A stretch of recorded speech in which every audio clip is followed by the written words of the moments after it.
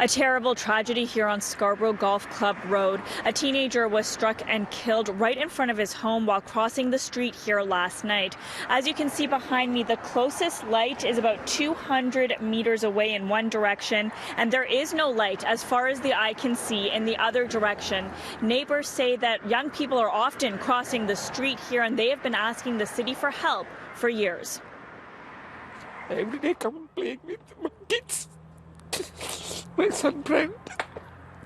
I cannot. Tears and total devastation.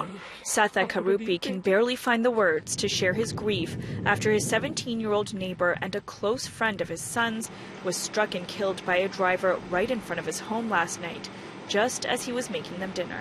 I cannot imagine. I cannot go open my door. Yeah.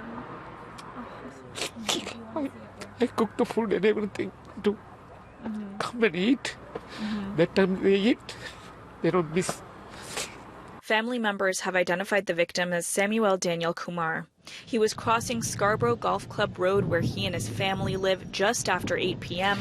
when a 21-year-old driver hit him. The boy was crossing this area, so this was very dark. The guy was in the top of the car, the windshield. And the windshield broken and the body also damaged on the top, and he's got a head injury. While the cause is still under investigation, neighbors say they've complained for years about excessive speeding on the busy street, and they've requested a stop sign or crosswalk to slow traffic down, but nothing has been done. You're playing Russian roulette every time you try and get out on the road, because people come honking up the hill the same way as they go south. It's just no regard for speed whatsoever, absolutely none.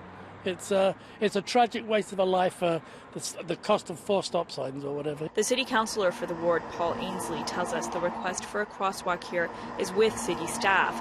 They requested one back in 2014 and put in another request in July. Today, they've asked transportation services to expedite the request. This afternoon, a police officer showed up and started pulling over speeding drivers. In just 20 minutes, he handed out 5 speeding tickets.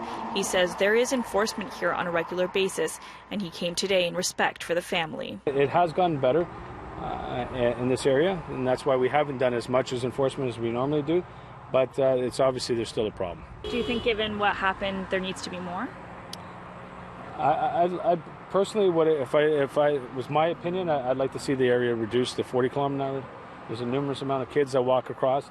As you can see, there's 2 people right now trying to cross the street. This is the exact same location where the young teen was struck. The speed limit here is 50. The fastest he recorded today was 86.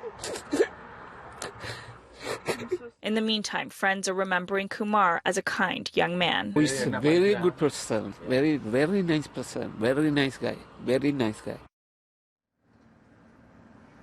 26 pedestrians have been killed on Toronto's streets so far this year, 9 of them here in Scarborough, and that includes a 97-year-old man who passed away in hospital today after being struck by a car 2 weeks ago.